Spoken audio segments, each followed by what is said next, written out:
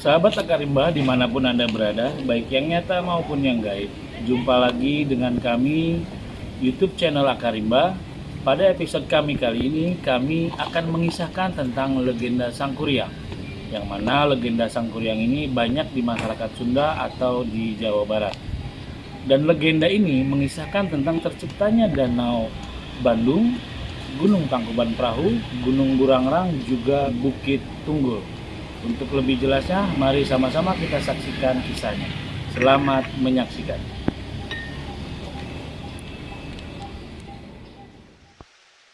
Assalamualaikum warahmatullahi wabarakatuh. Salam sejahtera bagi kita semua. Om Swastiastu, Namo Buddhaya. Sampurasun. Sangkuriang, anak sang dewa. Dongeng merupakan bentuk sastra lisan yang bercerita tentang suatu kejadian yang luar biasa, yang penuh khayalan, yang dianggap oleh masyarakat suatu hal yang tidak benar-benar terjadi. Dongeng merupakan bentuk cerita tradisional atau cerita yang disampaikan secara turun-temurun dari nenek moyang. Dongeng berfungsi untuk menyampaikan ajaran pendidikan moral kepada anak dan juga untuk menghibur. Legenda Sangkuriang awalnya merupakan tradisi lisan. Rujukan tertulis mengenai legenda ini ada pada naskah Bujangga Manik yang ditulis pada daun lontar yang berasal dari akhir abad ke-15 atau awal abad ke-16 Masehi. Dalam naskah tersebut, Pangeran Bujangga Manik mengisahkan, setelah melakukan perjalanan panjang, Bujang Manik tiba di tempat Gunung Patenggang, tempat legenda Sangkuriang semasa akan membendung Citarum, namun gagal karena kesiangan. Dikisahkan di Kayangan ada sepasang dewa-dewi yang berbuat kesalahan. Maka oleh Sang Hyang Tunggal mereka dikutuk turun ke bumi dalam wujud hewan. Sang dewi berubah menjadi babi hutan bernama Wayung Hyang atau Wayung Yang. Sedangkan sang dewa berubah menjadi anjing bernama Situmang. Mereka turun ke bumi menjalankan hukuman dan bertapa mohon pengampunan agar dapat kembali ke wujud semula menjadi dewa-dewi kembali.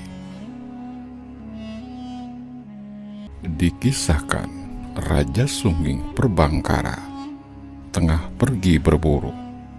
Di tengah hutan, sang raja membuang air seni yang tertampung dalam daun keladi hutan.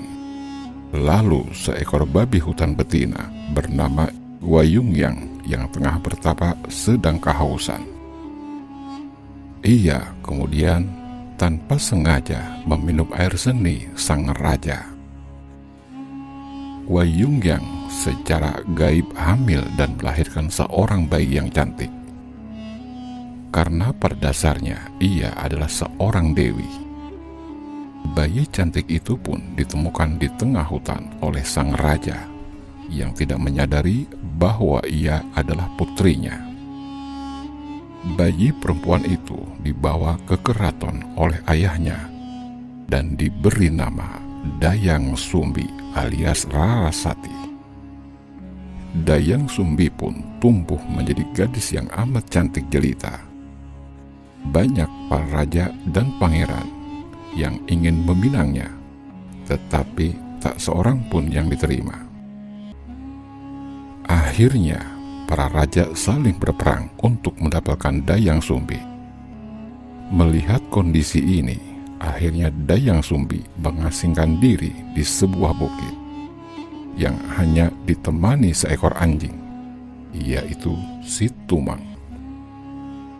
Singkat cerita, ketika sedang asik menenun, torak yang tengah digunakan bertenun jatuh ke balai-balai. Karena merasa malas, terlontar ucapan Dayang Sumbi yang tanpa dipikir terlebih dahulu. Dia berjanji bahwa siapapun yang mengambilkan toraknya yang terjatuh, bila laki-laki akan dijadikan suaminya, dan jika perempuan akan dijadikan saudarinya. Kemudian si Tumang mengambilkan torak dan diberikan kepada Dayang Sumbi. Akibat perkataannya itu, Dayang Sumbi harus memegang teguh sumpah dan janjinya. Maka ia pun mengawini si Tumang. Karena malu, pihak kerajaan mengasingkan Dayang Sumbi ke hutan untuk hidup hanya ditemani si Tumang. Pada malam bulan purnama, si Tumang dapat kembali ke wujud aslinya sebagai dewa yang tampan. Dayang Sumbi pun mengira ia bermimpi berjumpa dengan dewa yang tampan, yang sesungguhnya adalah wujud asli si Tumang. Maka Dayang Sumbi akhirnya melahirkan bayi laki-laki yang diberi nama Sangkuriang. Sangkuriang pun tumbuh menjadi anak yang kuat dan tampan. Suatu ketika Dayang Sumbi tengah mengidamkan makan hati menjangan atau rusa.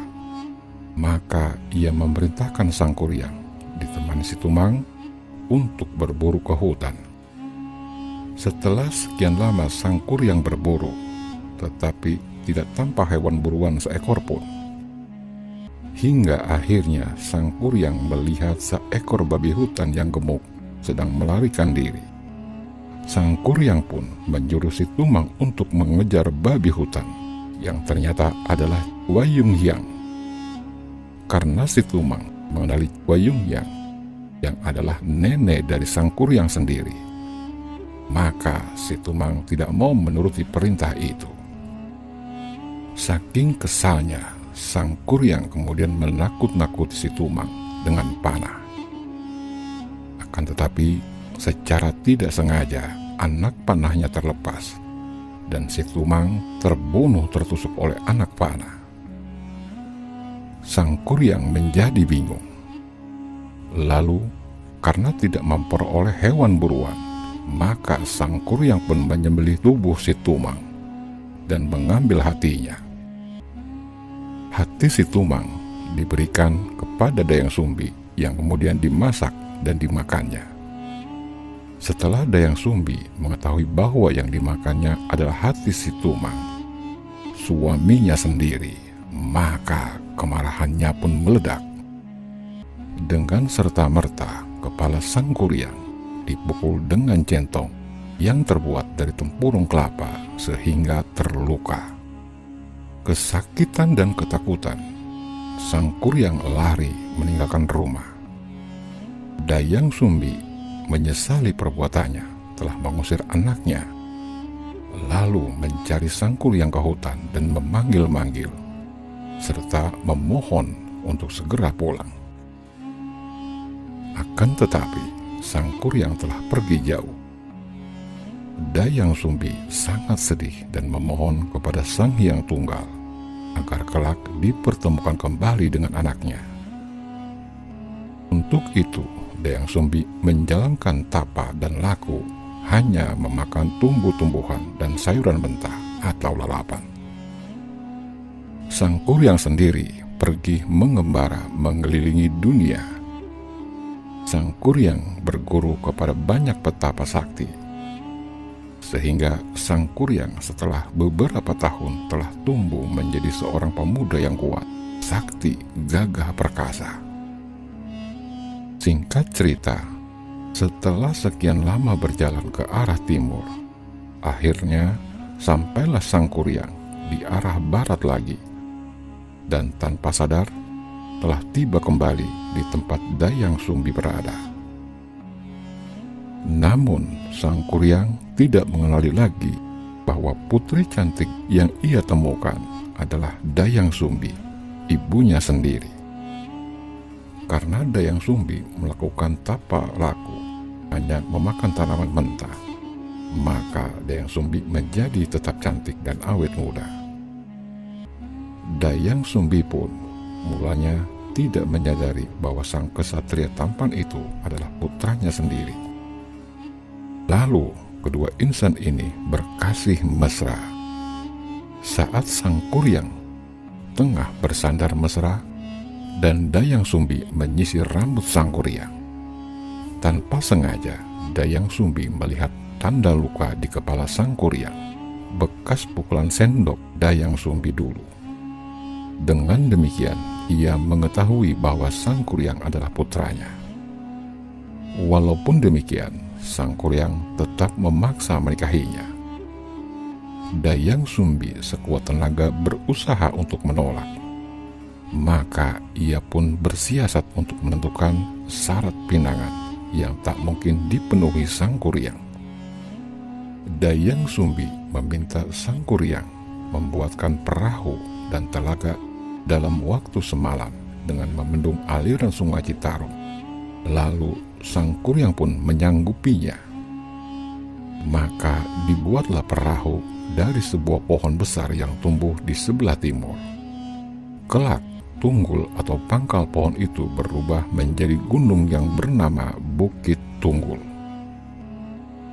Rantingnya ditumpukan di sebelah barat dan kelak menjadi Gunung Barangrang. Dengan bantuan Guryang atau makhluk halus, lewat tengah malam, bendungan pun hampir selesai dikerjakan.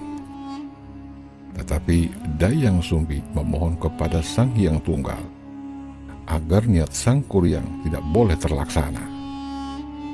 Lalu Dayang Sumbi membentangkan helai kain baoe, kain putih asal tenunannya, di atas bukit di sebelah timur, sehingga kain putih itu tampak bercahaya bagai fajar murkah di ufuk timur.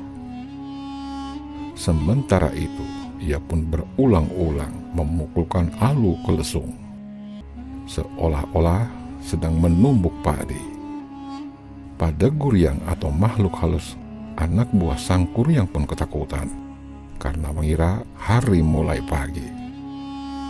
Lalu mereka lari menghilang bersembunyi di dalam tanah.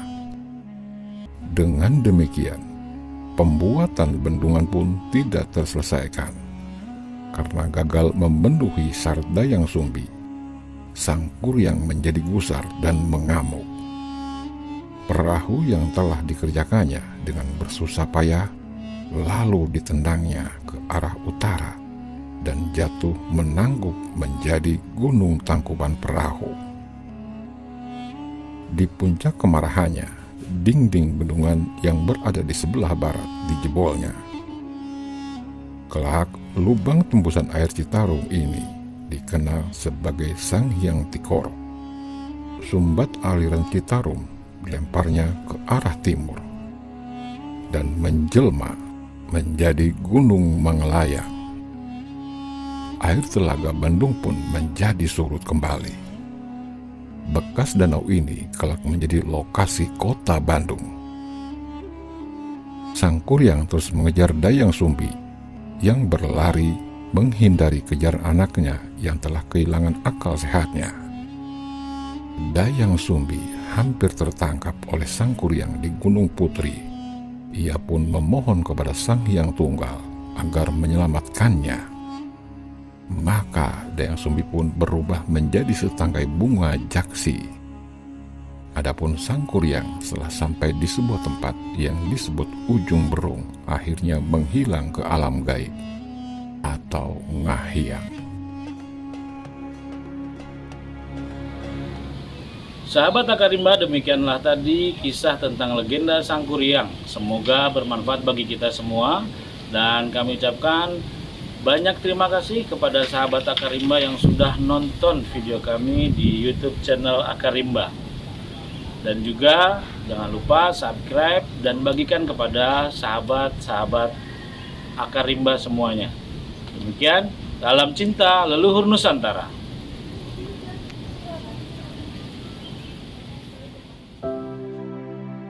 Demikian secuil kisah Sang Kuryang anak Sang Dewa.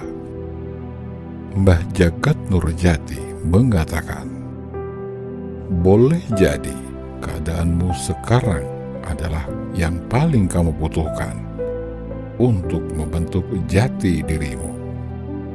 Tidak apa-apa, bukankah kupu-kupu yang indah melewati proses yang panjang dan melelahkan? Tak mudah untuk menjadi indah. Pupuk terus kesabaranmu. Tuhan Maha tahu kemampuanmu. Jangan pernah menyerah. Semoga karya tentang kejujuran dan kesetiaanmu pada Sang Sumber Hidup akan menghantarkanmu pada terkuaknya kesadaran sebagai pemadu dalam menapaki jalan kesatuan yang agung. Di ujung sana, kau ditunggu untuk masuk ke gerbang istana yang tanpa akhir dan tanpa batas. Wallahu alam bissawab. Salam cinta leluhur Nusantara. Wabillahi taufiq wal hidayah. Warido wa inayah.